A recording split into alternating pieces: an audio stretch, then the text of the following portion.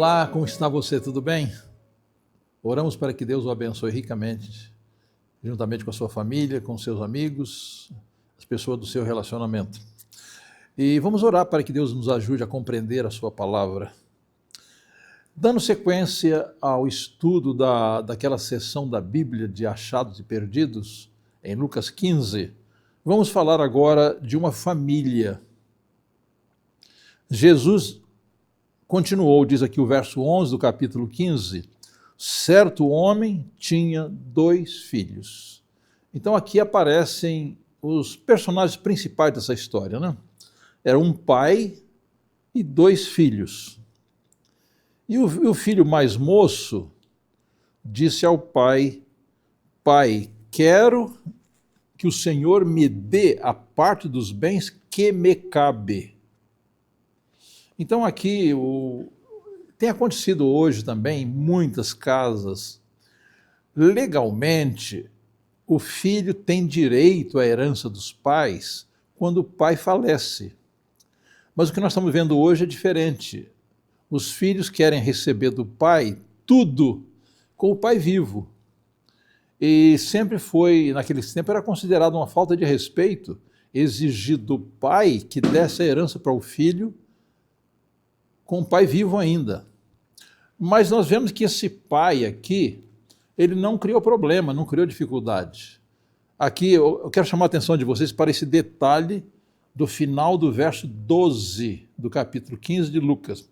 Diz assim: e o pai repartiu os bens entre eles. Ele não entregou a herança apenas para o filho mais novo, ele repartiu tudo. E um outro detalhe importante é que, pela lei do Deuteronômio, o filho mais velho recebia o dobro da herança, porque ele era o mais velho, era o primogênito, e ele seria o administrador dos bens da família. E, de acordo com a Bíblia, ele seria o sacerdote da casa também. Bem, aqui esse jovem que exigiu a herança, ele era um jovem imaturo, ele não tinha experiência nenhuma, né? E ele estava cansado de ficar em casa, ele achava que ficar em casa era muito monótono, ele queria se divertir, ele queria sair de casa, mas ele não queria sair de casa para morar perto do pai, não, ele queria morar longe, ele queria morar bem distante do pai. E aqui diz assim: passado não muitos dias, o filho mais novo, ajuntando tudo que era seu, partiu para uma terra distante. Lá desperdiçou todos os seus bens, vivendo de forma desenfreada. E naturalmente, queridos, quando a pessoa tem muito dinheiro, aparecem muitos amigos, não dele, mas amigo do seu dinheiro. E quando aquele jovem saiu de casa, de camelo, com bastante dinheiro, com boa roupa, com boa aparência, com saúde, vários jovens irresponsáveis se uniram a ele para se aproveitar da sua fortuna. Mas diz aqui a palavra de Deus que ele saiu de casa, foi para uma cidade distante e lá desperdiçou todos os seus bens, vivendo de forma desenfreada. E quando acabou o dinheiro, acabaram os amigos também. Ele agora estava sozinho, sem dinheiro, roupa estragada, e o que fazer agora, né? Bem, ele que era um rapaz que tinha tudo em casa, ele sentiu necessidade de procurar um emprego. Só que aquela cidade onde ele foi estava passando por uma crise financeira. E ele procurando emprego, diz aqui, ele começou a passar necessidade e foi pedir trabalho a um dos cidadãos daquela terra. Ele foi pedir um emprego, mas ele não achou um emprego, ele achou apenas trabalho. Esse trabalho não tinha nem salário. Mas por que ele trabalhava então para esse homem se não recebia salário? É que esse homem ofereceu para ele o direito de comer a comida dos porcos. Agora você imagina um jovem judeu que saiu de uma família abastada, uma família rica, cuidando de porcos, que era uma profissão bem desprezada pela sociedade. E agora a única coisa que ele podia aproveitar naquele trabalho era comer a comida dos porcos. O verso 16 diz assim: ali ele desejava alimentar-se das alfarrobas que os porcos comiam, mas ninguém lhe dava nada. Você já pensou comer só um tipo de comida? Vamos imaginar assim, você comer só arroz, ou comer só feijão. Dá para sobreviver, não dá? Dá. Mas aquele jovem comia só alfarrobas, só aquilo. A gente chama de monodieta, né? Algumas pessoas fazem monodieta para tratamento de saúde, né? Mas aquele jovem ele fez por necessidade. Ele comia as comidas dos porcos. Agora, diz a inspiração, verso 17, que ele caiu em si. Isso quer dizer que quando ele pediu o dinheiro do pai, ele estava fora de si. Estava com a cabeça transtornada, né?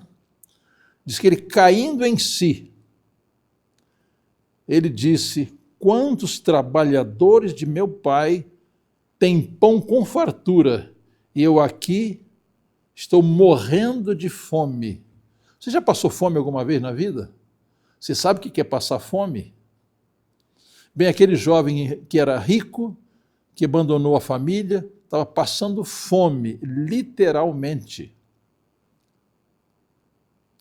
Ele disse, na casa do meu pai, os empregados, os servos, os trabalhadores, eles comem do bom e do melhor. E eu que sou filho, agora passando essa miséria. Irmãos, aqui o Jesus está ilustrando a condição do pecador que se afasta de Deus.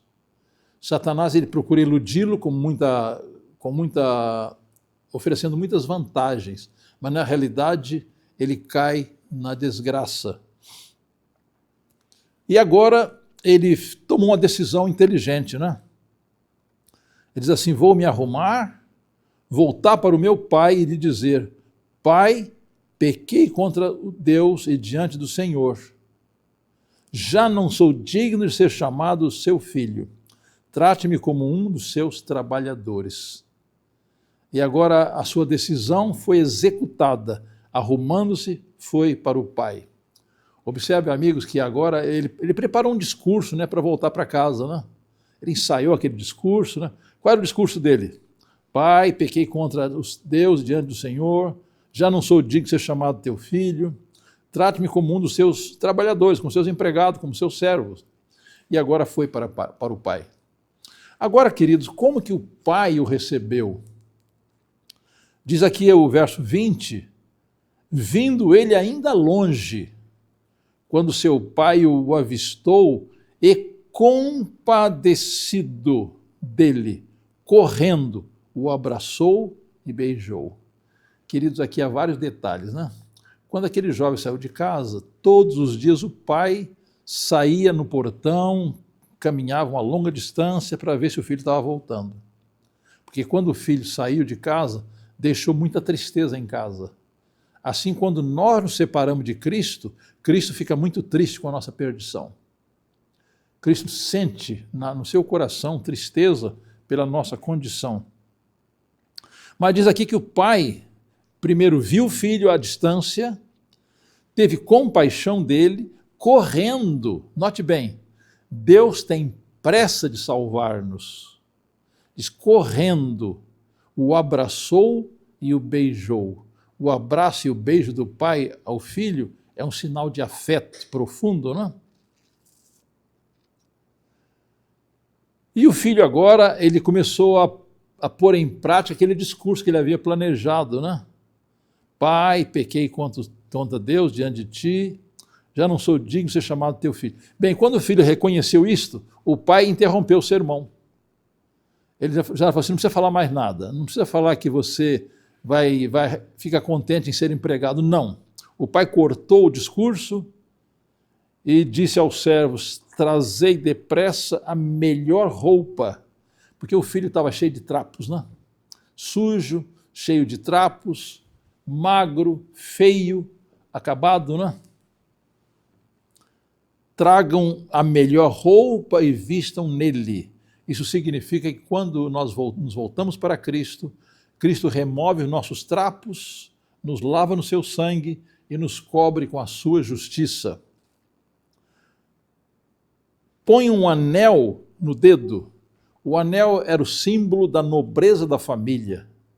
Aquele rapaz era filho da casa.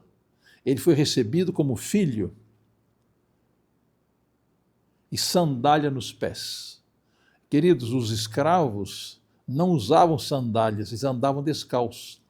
A sandália era oferecida para o filho da casa. Então aquele rapaz que havia sido extraviado, ele voltou e foi recebido como filho, com direito a toda a honra da casa. Recebeu roupa nova, recebeu o anel e recebeu o calçado. E o que mais? Tragam e matem o bezerro gordo, vamos comer e festejar. Agora o pai diz assim, porque este meu filho, observem que o pai não o recebe como empregado, o recebe como filho. Este meu filho estava morto e reviveu. A pessoa separada de Cristo como está? Está morta em pecados. Este meu filho estava morto e reviveu, estava perdido e foi achado, e começaram a festejar. Bem, queridos, agora entra em cena um outro elemento, o que nós chamamos de filho mais velho. Qual era a condição desse filho mais velho? Ele ficou em casa, né? Diz assim, o filho mais velho estava no campo, ele era um rapaz trabalhador, né? E quando voltava a aproximar-se da casa, ouviu a música e as danças. Ele percebeu que em casa tinha uma festa. E ele chamou um dos empregados e perguntou o que era aquilo. Ele informou, o seu irmão voltou e por tê-lo recuperado com saúde, seu pai mandou matar o bezerro gordo. Bem, qual foi a reação do filho mais velho agora? O filho mais velho se indignou e não queria entrar. Por quê? Aquele filho era egoísta, ele era um fariseu, ele era cheio de justiça própria. E aqui diz assim, o filho mais velho se indignou e não queria entrar. Ele preferia que o seu irmão mais novo se perdesse para sempre, não voltasse mais para casa. Talvez ele tivesse com medo de o filho voltar e receber mais alguma coisa do pai e dar algum prejuízo para ele, né? Era um egoísta, né? Mas o pai saiu e procurou convencê-lo a entrar, a participar da festa. Mas ele respondeu ao pai, faz tantos anos que sirvo o Senhor. Ele se orgulhava das suas obras, se orgulhava do seu trabalho. E nunca transgrediu o seu mandamento. Ele pensava que ele tinha guardado todos os mandamentos. Embora ele abrigasse ódio contra o seu irmão, ele cria que guardava os mandamentos. Realmente não guardava nenhum mandamento, né? Diz assim, nunca transgrediu um mandamento seu. Mas o Senhor nunca me deu um cabrito. Verdade? Vocês se lembram que nós lemos no verso 12 que o pai repartiu entre eles a herança? Mas esse filho mais velho não reconhecia. Era um filho ingrato, né? Nunca me deu um cabrito sequer para fazer festa com meus amigos. Mas quando veio este filho que sumiu com os bens do Senhor, gastando tudo com prostitutas, o Senhor mandou matar o bezerro gordo para ele. Ele só acusava, né? Ele era um acusador do seu irmão, não era, e nem reconhecia o seu irmão. Ele diz assim, mas quando veio esse seu filho, ele não reconheceu o filho mais novo como seu irmão. Esse seu filho. Então o pai respondeu, meu filho, você está sempre comigo, tudo que eu tenho é seu. Mas era preciso festejar e alegrar-se, porque esse seu irmão estava morto e reviveu, estava perdido e foi achado. Queridos, como que nós tratamos aquelas pessoas que caem em pecado e saem da igreja e depois voltam? Ficamos contentes com a volta delas? Ou ficamos preocupados que aquela pessoa vai causar mais problema para a igreja? Então, a maneira como aquele pai tratou o filho extraviado é a maneira como Deus nos trata quando nós atendemos o convite do seu Espírito e voltamos à casa paterna.